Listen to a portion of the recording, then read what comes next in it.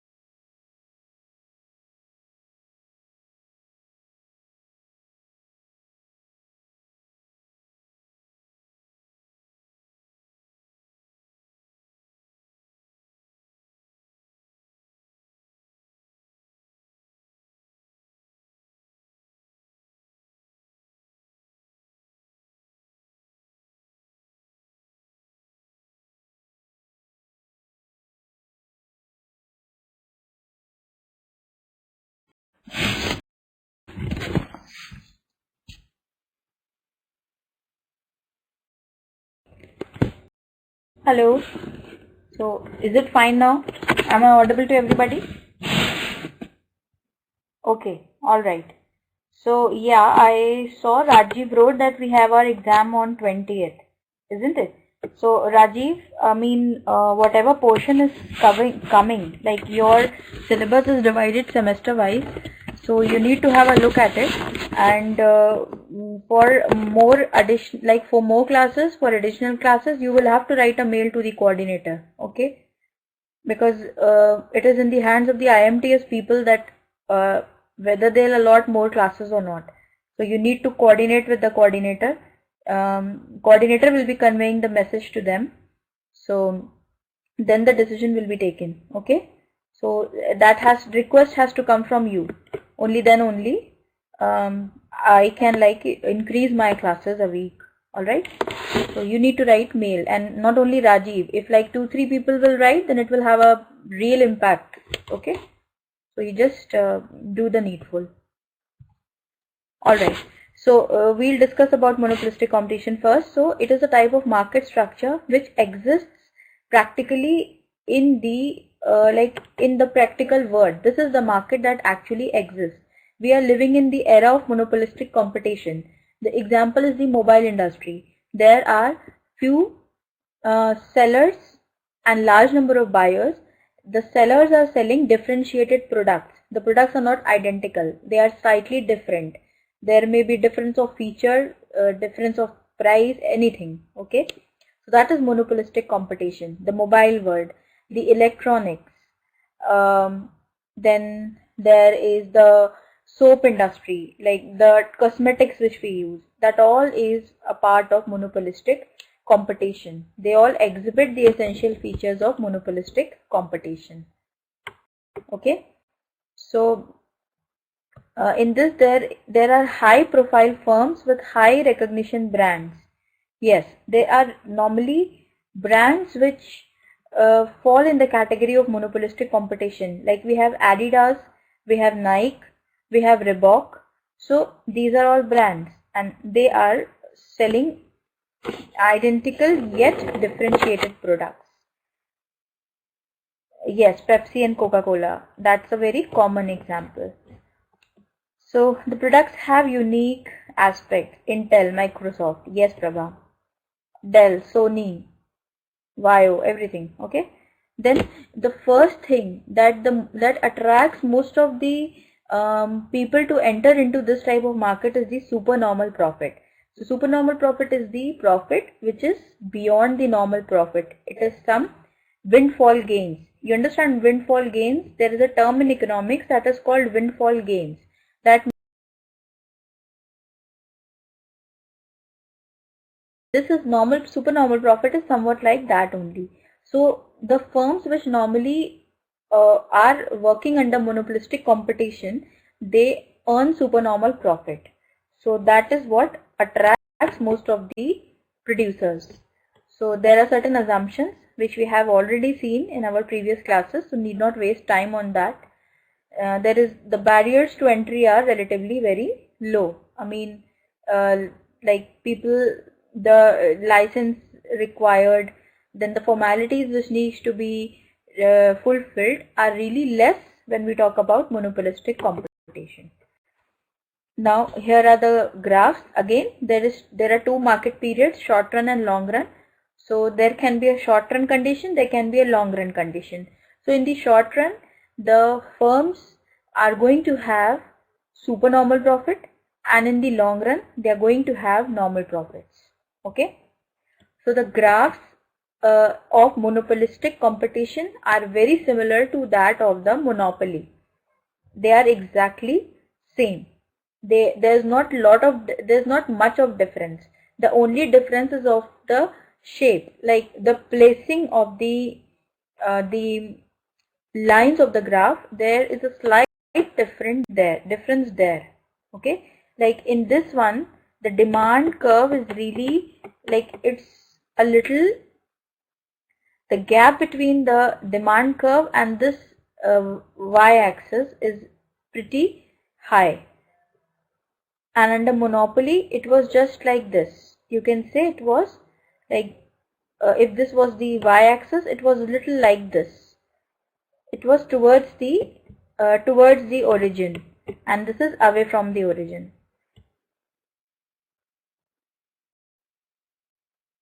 Then same with marginal revenue also. Then this is the marginal cost, as we have seen in the previous class. This is the marginal cost. So this is the point of equilibrium, because at this point the marginal cost and marginal revenue are cutting each other. In fact, the marginal cost curve is cutting the marginal revenue curve from below. So this is the point of equilibrium. So from this point we are going to draw a line to touch the demand. Then the next thing that we need to have over here is the cost line, the average cost line. So this is the average cost. The average cost will always be below the average revenue. That is why we are having supernormal profit here. Like you can see, this is the average revenue line, and this is the average cost line, the red line. So this red line is placed below this blue line. It is an indication that we are going to have supernormal profits right now, because when the average cost and average revenue will be equal, that is when we will be having normal profits, and that is there in the long run. Right now we are talking about short run. So we will have supernormal profits right now. So now you can see this is the point of equilibrium. From here one line will go and touch the demand line. Then from the cost curve, a line will go like from here we are going to draw a line towards this side, and from here we are going to draw a line towards this side. So this is our supernormal profit area. Okay, you can see the same thing is there. Quantity, then we are going like this, should have been a little over here, this at this point. So this is how it is plotted. Is it clear, everybody? This plotting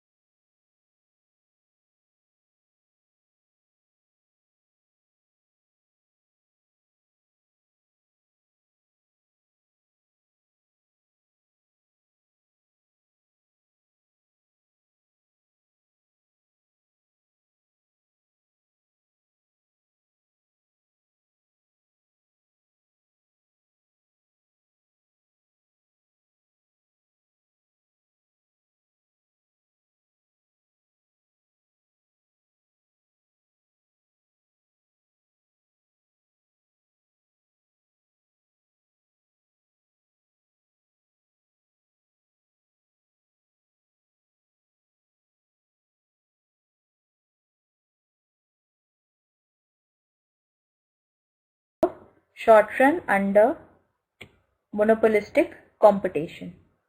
Alright, so this is similar to monopoly.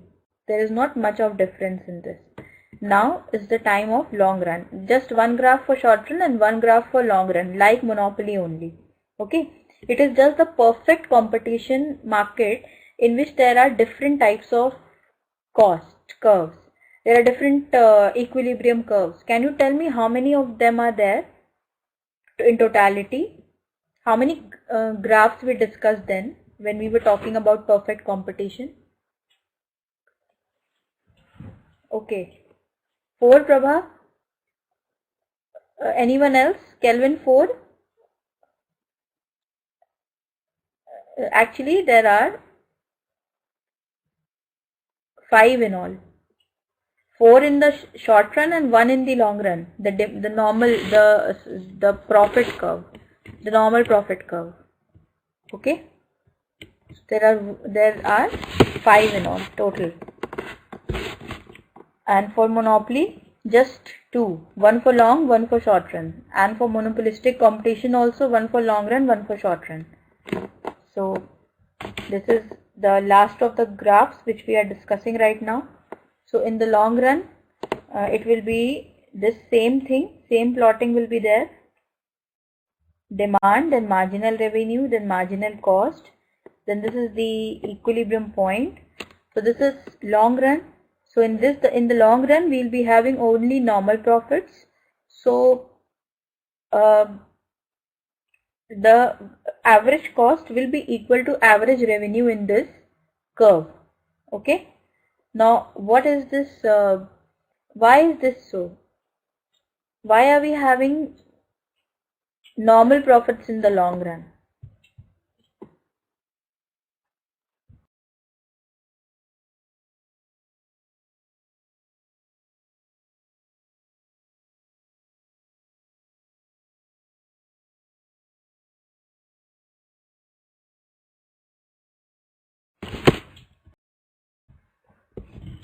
Okay.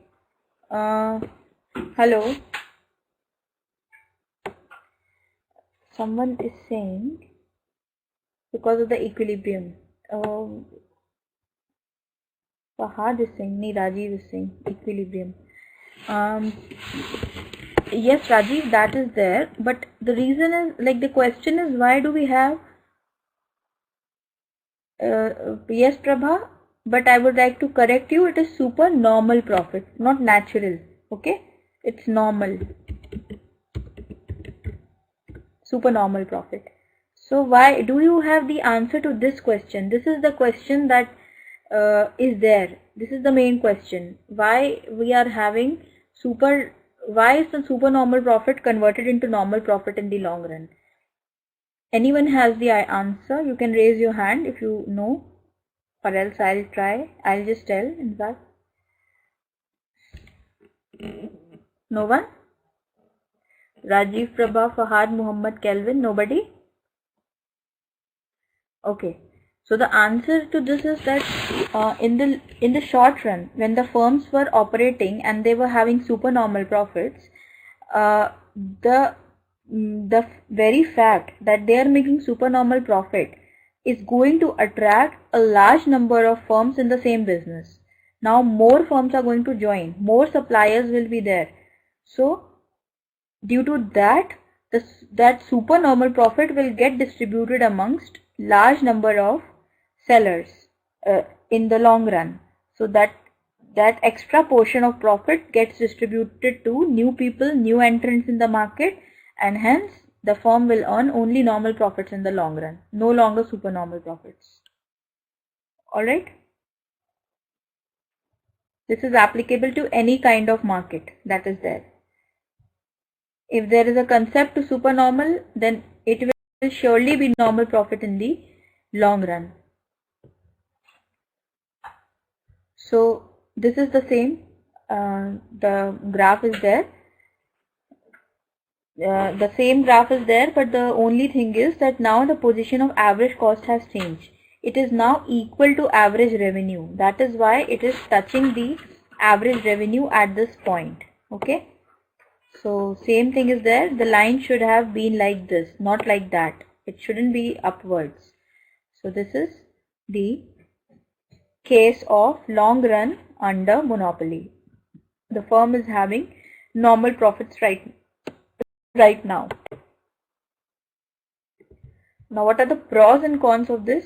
I hope the two graphs are clear.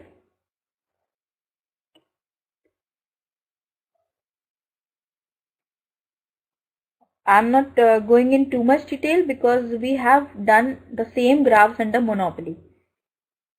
Okay. Now, what are the pros and cons to this type of competition? The best is that there is product differentiation. Consumer has a lot of choice to choose from. Lot of options are there.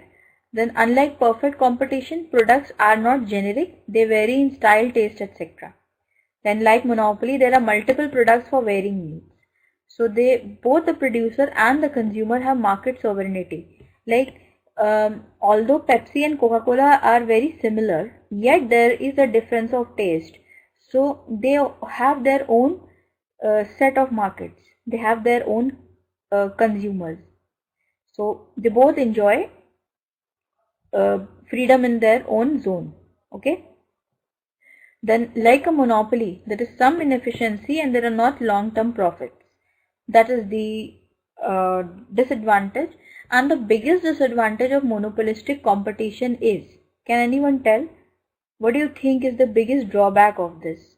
As a consumer, which we face and we suffer, as a consumer we suffer because of this. Like because of this problem, the things are available to us at a higher price. Much higher price than what actually it should have been.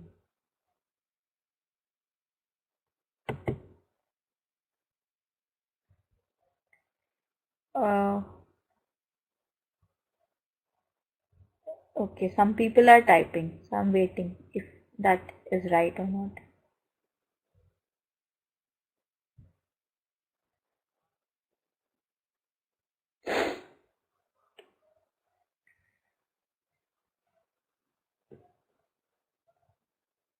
Addictive brand.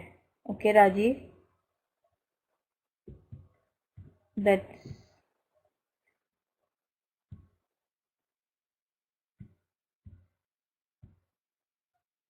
very right.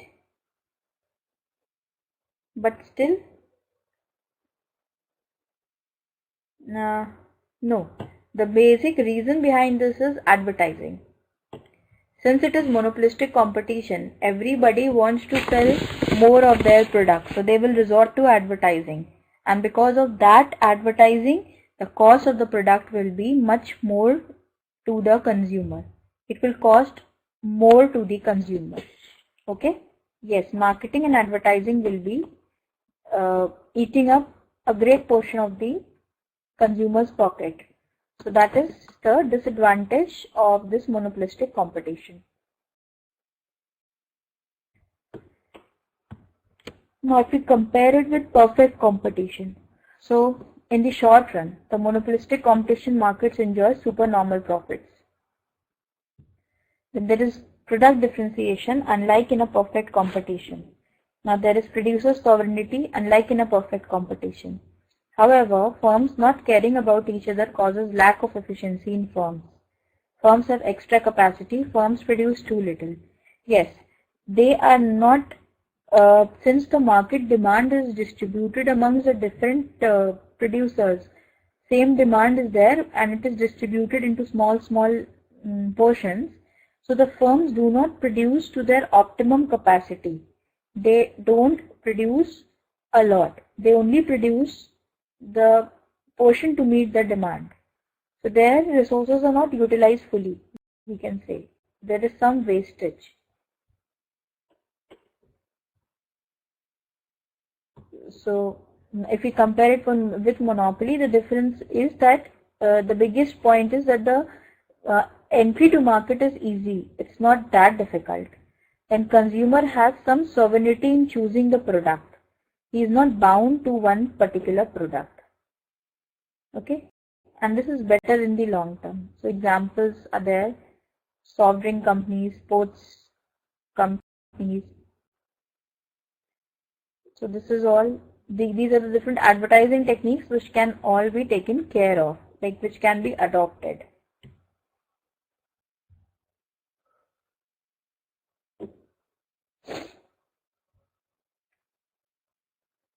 Okay, so this brings us to the end of this one. Now we go to, I hope the different market structures and the equilibrium of the consumers under, or sorry, equilibrium of the manufacturer under different conditions is clear to everybody. Are these things clear, everyone?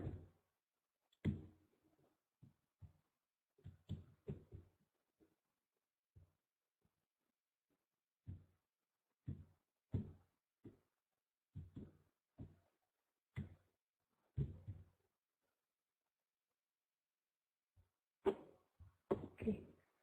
So now we come to the next topic, that is money. So money is a very, in simple terms, it is very easy. But if it comes to economics, it is it's tricky to define.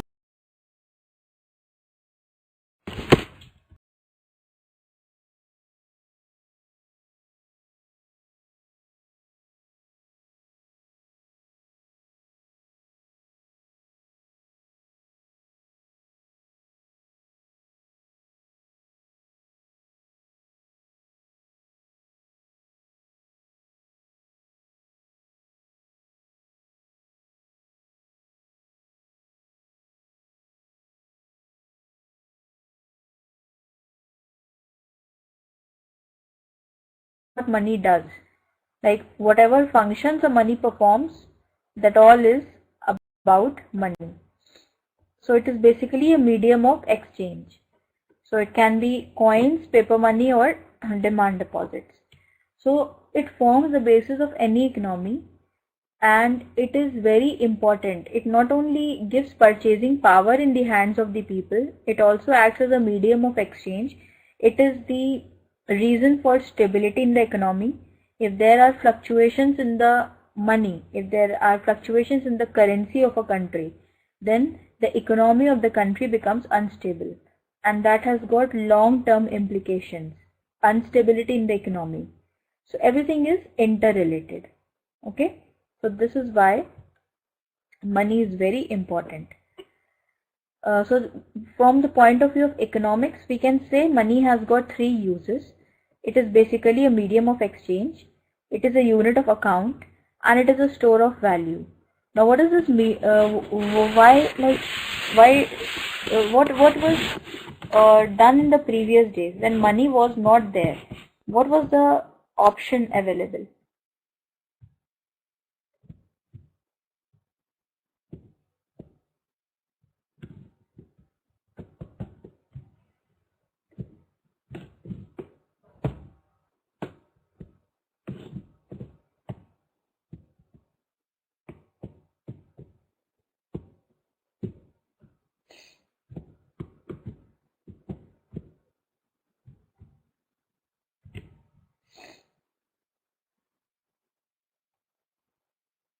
Precious metals. Yes, Fahad, that's the right answer. Barter system. Rajiv, yes, barter system. Barter system is was the oldest method of exchange. The gold coins, Prabha, gold coin is like this money only. Okay, money is any medium of exchange. It could be a gold coin, a bronze coin, or the currency notes which we are using. But the previous system which was there was the barter system. But there were many disadvantages with the barter system. The first of all was it wasn't a unit of account. Unit of account means like same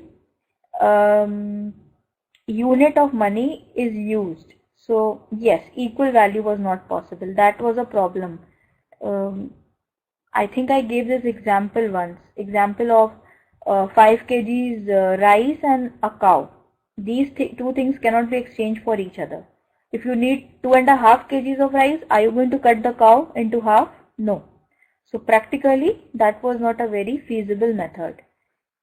So that was there. Then there was no store of value. You couldn't, like in present time, we store the value. We store money. We save money. So we store the value. But that function was not, that purpose was not served when barter system was followed. So what is it? By definition, it is a medium of exchange. A medium of exchange is anything that is used to determine value during the exchange of goods and services. So money allows us to use systems of trade beyond the barter system. Bartering is directly trading one good or service for another.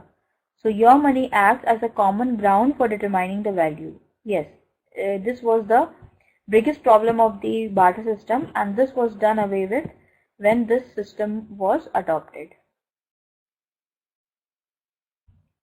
It is a unit of account. How is it a unit of account? Means there is, at least we have a standard thing to judge the value of goods and services. So money acts as the standard. Like if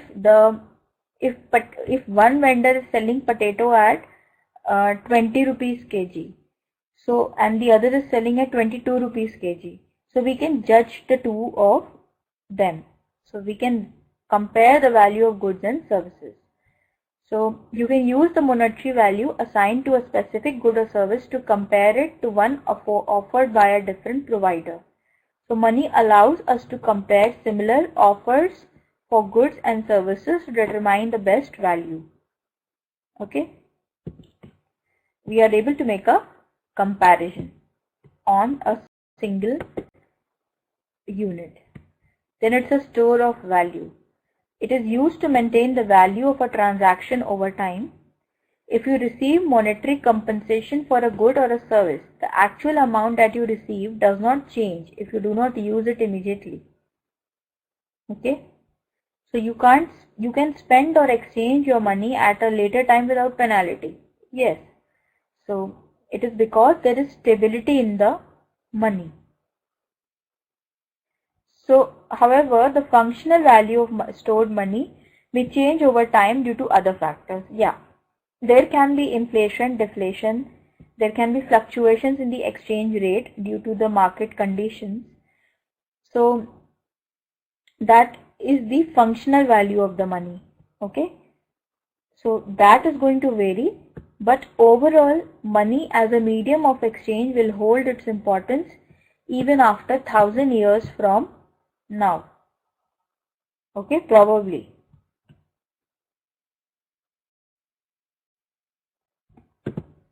So what is then money? So an item must have 6 key characters to be considered as a money. It should have durability, portability, divisibility, uniformity, limited supply, and acceptability. That is very important. Okay, it should be durable. That is something like store function only. It should be portable. You can easily carry it with yourself. Should be easy to carry. It should be divisible. Divisible in the sense like in the barter system there was lack of divisibility. So this is done away in case of money. It should be uniform. All over the country same currency is used. Then even if we go to another country, we can get it converted into our own, we can get our own currency converted into that country's currency and use it without any hitch. The supply of money should be limited. It shouldn't be unlimited, because if it will become unlimited, it will create further problems. Okay, it should be acceptable. Acceptability should be there. Like if we take a dollar to a fish market in India, okay, so you won't, it will not have its acceptability over there. Even if it's a $100 note, it will not have its acceptability. So it should be acceptable. We need to first convert it into Indian currency, then only we can use it. So now they have been explained in detail. Durability means that the item must be able to withstand being used repeatedly. Then items that are considered currency, coins and paper bills used as money meet this requirement. Yes, it's not necessary that it should be hard cash only. It could be paper bills as well, and it will it will satisfy this clause. It will meet this requirement. Paper bills means like the bills of exchange which are drawn by the people in business. You understand bills of exchange? The FDRs which people hold. That all.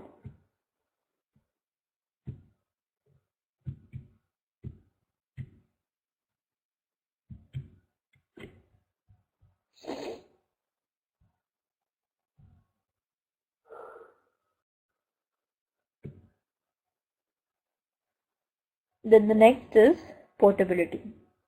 Yes, individuals are able to carry the money with them. Like this is why coins and paper money have historically proved popular. That's simple. It should be divisible. It can be divided into smaller units of value. Like today, different coins and notes convey these fractional values. Like 1 Indian rupee is equal to 60 US dollars. So that is measurability, and we can divide it accordingly, according to the transaction or the need. Uniformity, it means all the versions of the same denomination of currency must have the purchasing power. The purchasing power with every currency note or coin should be similar. Like a 1928 $2 bill will still buy $2 worth of goods or service today. Yeah, like it may be like previously we were getting 1 kg butter in $2. Now we may be getting just 50 grams, but at least the purchasing power of money is still retained. It is able to solve our purpose. It's uniform in that regard. Then limited supply. Limited supply means restrictions on the amount of money in circulation ensure that value remains relatively constant for the currency. This is important. If there will be unlimited supply of money in an economy, the economy is going to become unstable. So that will have very bad effect on the economy. There will be serious repercussions of that. So that should be avoided with this point. So the responsibility for maintaining an adequate money supply falls on the Federal Reserve System. Like with every country, there is a federal bank. For India, it is Reserve Bank of India. So they are the only authority which can issue currency notes into the market. They are the only authority. So they cannot there should be a standard authority for that purpose. Then acceptability, that means everyone must be able to use the money for transactions. Yes, same thing that I told you. In the United States, this is indicated on all paper bills by the notation. This note is legal tender for all debts, public and private. Okay, like you get coupons. You make an online purchase. Then sometimes what happens is with your parcel you receive a coupon also. Yet you have got 250 rupees coupon free. So like if you're going to go to market and give that coupon to a shopkeeper instead of 250 rupees, do you think that is going to help us? That is going to solve the purpose?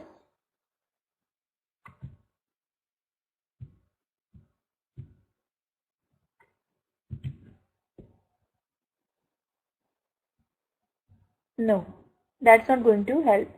So the currency should have a level of acceptability. That is important. All right. So this is about about basic concept of money. Now the next thing is the theory of money. Theories of money. There are certain theories of money. Like they are the theories which tells about the somewhat about the supply and demand. How is the supply and demand of money maintained in the economy? That they are going to tell us. So there are different theories to this: Keynesian theory, Fisher's theory. So that all we are going to study. Not all, maybe just few. So in this, what we need to know is the value of money. What is that? Value of money means the purchasing power of money. So it is actually the purchasing power of the money or the value of the money which fluctuates over a period of time. Okay? Money will remain the same, but it is only its purchasing power that is going to go down. Like initially in the olden days, like 40-50 years back, in a 100 rupee note, people were able to get a full bag of household items. Okay, and now in 100 rupees, you can just get a bread, few eggs, and just some tiny small things like that. Okay, so it is because the value of money has declined over a period of time. So now there are two values of money, internal and external. Internal is like in the country itself, at the domestic level, and external is in the international market. So it is the value of a currency in the external market that helps in stabilizing the economy. So for this, the standard currency is the US dollar, and now euro also.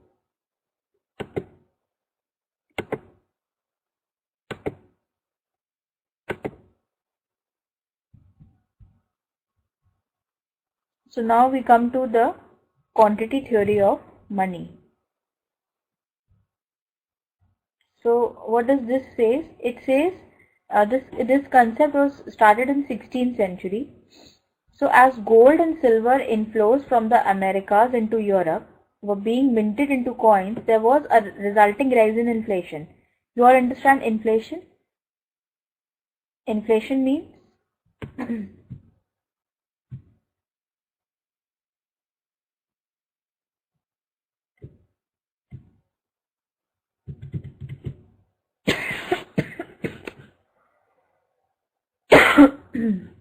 sorry.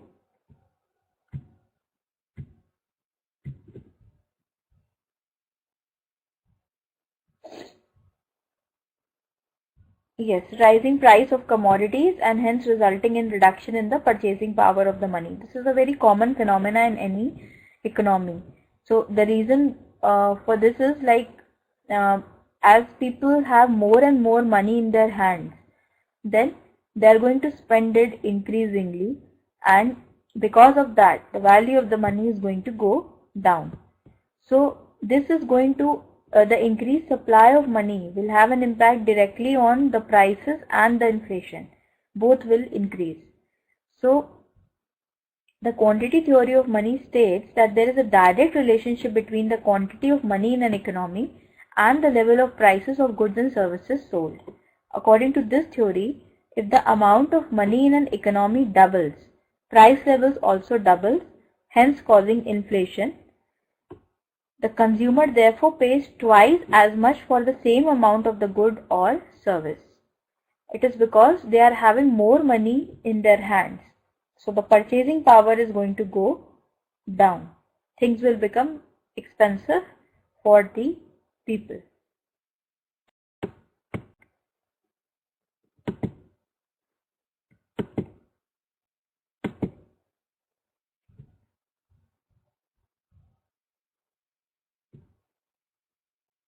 Yes, Raji, like the value of goods remains the same, means the same thing is there, the same good is there, but the only difference is it is available at a higher price to the consumer. Now, how can we understand it in another way? Like it is, if we assume money to be a commodity, so increase in its supply will decrease the marginal value. Like if the supply for a product is more in the market, obviously its price go down, because supply is more, the demand is less, so the price is going to go down. So an increase in the money supply causes prices to rise as they compensate for the decrease in the money's marginal value. What does mean is that whenever there is an increase in the supply of money in circulation in an economy, the prices will go up, and those increased prices will make up for the decrease in the money's marginal value. The value has gone down. That is the point.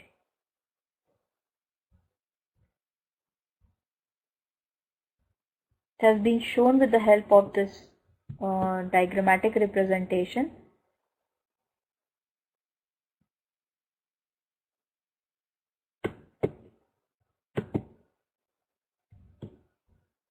Now this is the money market, the first one.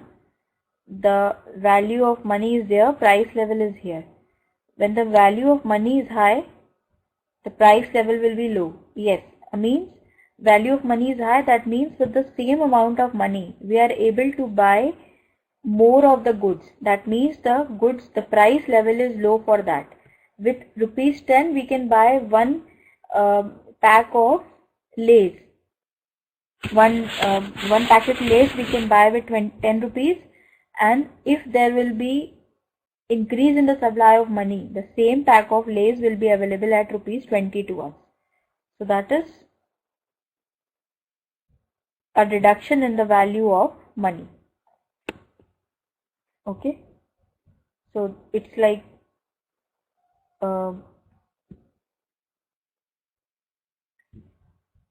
it's a vice versa relationship, we can say. And then when we come to the money market, when there is a shift in the money market, now this value of money is high, so the price level will be low. This is the new supply of money. This is the initial supply of money. This is the new supply of money. Now this much money is available to be spent in the whole economy. This much money is in circulation. So the price level is going to go up now. That may be shown with the help of another diagram, I think. No. This is this is like more important theory of the money. This money supply in the economy. This is more practical and more important theory. This Fisher's theory of money. Okay. So this has been given by Irving Fisher. He was an American economist. He gave this cash transaction approach to the quantity theory of money. So he in his book, The Purchasing Power of Money, has stated that the value of money in a given period of time depends upon the quantity of money in circulation in the economy. That is a fact which we all know. So other things remaining unchanged, as the quantity of money in circulation increases, the price level also increases in direct proportion and the value of money decreases and vice versa. Like when other things remains the same, the quantity of money in circulation increases. If the quantity, that is Q, if it goes up, I'll just write over here. Q stands for quantity of money. If it goes up, the price level will also go up because the purchasing power in the hands of the people is more. There is more supply of money in the economy now. So since the supply is more, the price will obviously rise. So because of this, the value of money is going to go down. Okay, that is what we know, and we have been discussing that only. So if the quantity of money is doubled, the price level will also double, and the value of money will now be half. Yes, what it was previously, it will become half of that. So if the quantity of money is reduced by 1/2, the price level will also go down and the value of money will now become double. Okay. If we are going to reduce the quantity of money in the economy, then what will happen? The price level will also double up. Sorry, the price level will also go down, and then the value of money will be more.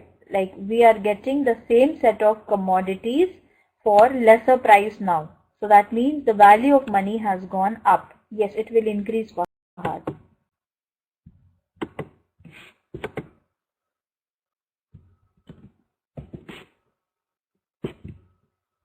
So in Fisher's cash transactions version of money, the general price level in a country, like the prices of the commodities, is determined by the supply of and demand for money.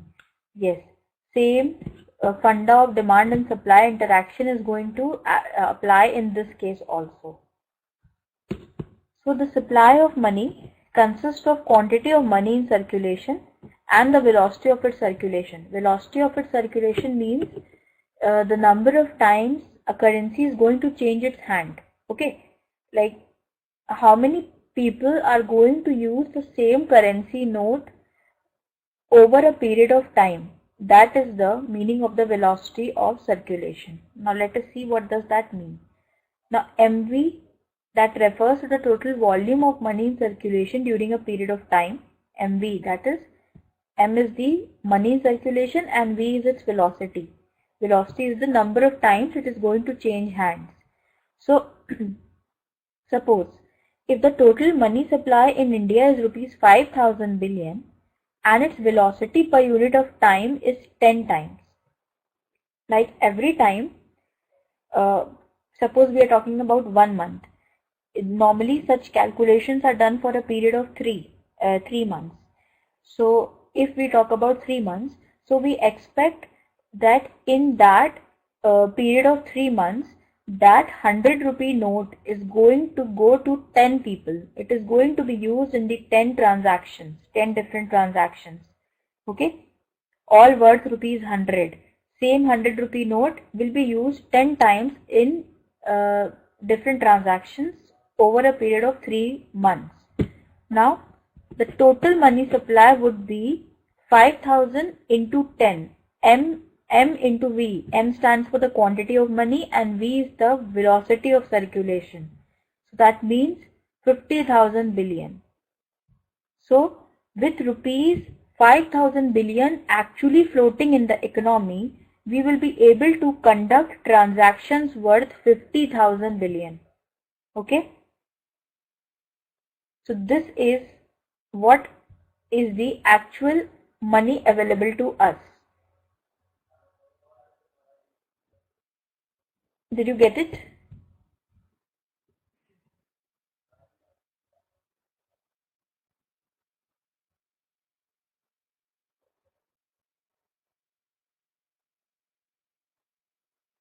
Okay, what about others?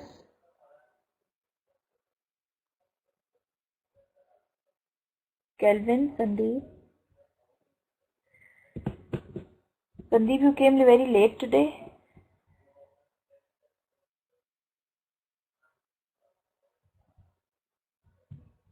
Okay. Prabha, yeah, we will just discuss, like, we will just understand it in a while.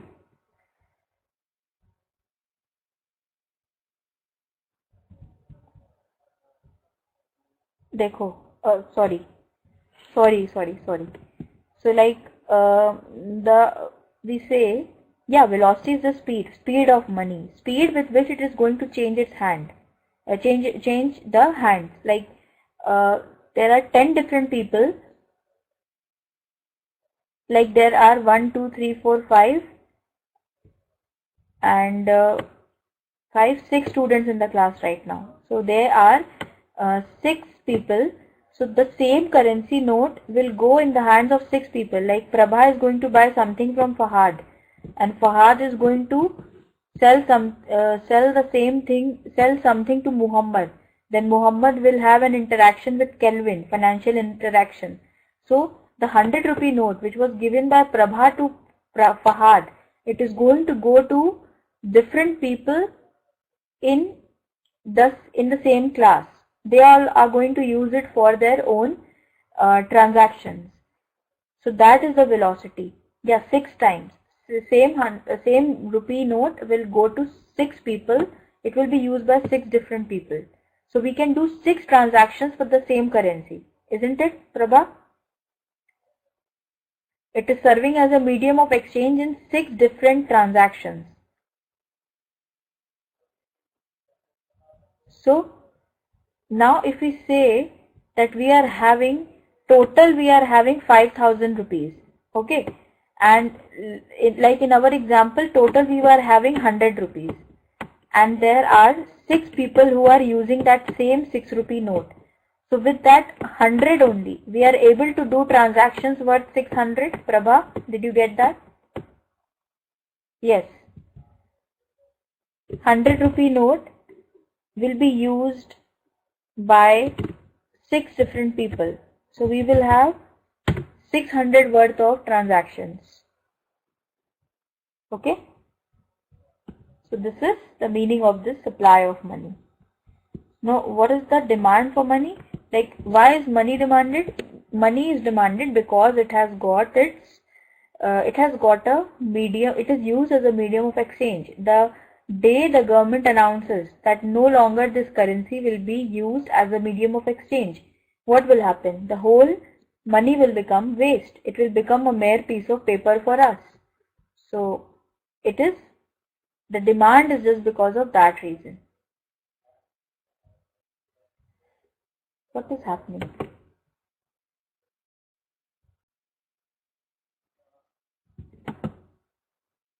Now this is the equation for exchange. Okay. In this form, to simplify, we can say PT is equal to MV plus M1 plus V1. So what is this P? P stands for the price level in the economy. M is the quantity of money that is available. Like in that example, it was 100 rupees. Then V is the velocity. M1 is the volume of credit money. V1 is the velocity of circulation of M1. And T is the total volume of goods and trade. Now what is this credit money? Credit money is the money which is there in the bank. Wait, I'll just extend the class by 5 minutes. Okay, now let us see with the help of an example. Now suppose we have M as 2000. M means the total money in circulation. It is 2000. Then M1. What is that M1? M1 is the credit money. Credit money is the money which is with the bank. It is 1000. We are going to discuss about credit money in the coming sessions. Okay, so I'm not discussing it in detail right now. Now V is the velocity of circulation 6. V1 is the velocity of circulation of this M1. And T is the transactions. Okay, so let us see.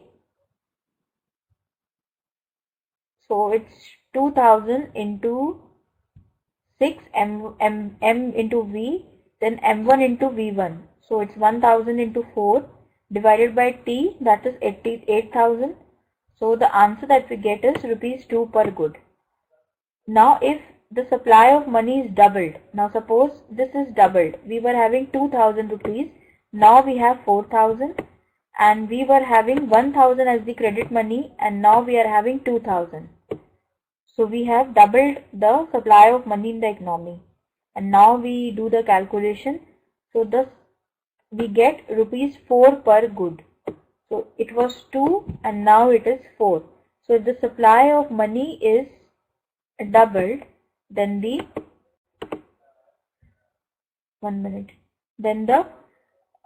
price level is doubled. P stands for the price level that gets doubled.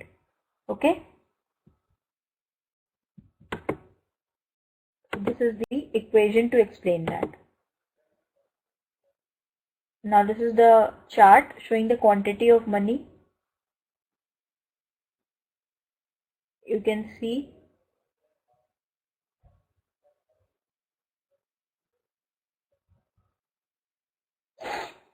this is a simple demand and supply curve.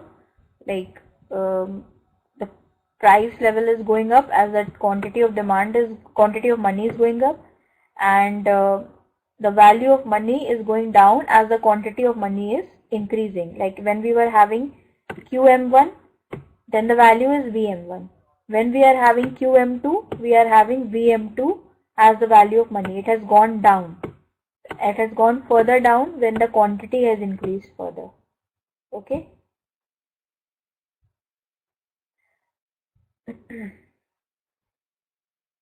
So I think this graph is clear. There is nothing to explain in this. Just have a look and tell me.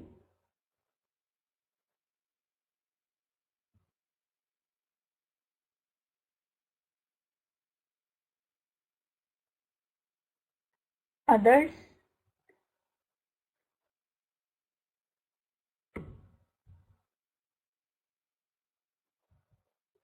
We have another class after this, no?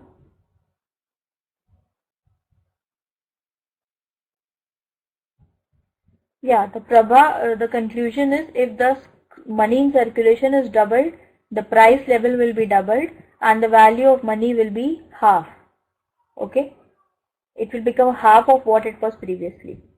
This is the conclusion to this theory. Now there are certain assumptions of this theory. So I think you can read these assumptions from your material, and you can ask in the next class. And then there is criticism to the theory. That is again a theoretical part only. Okay.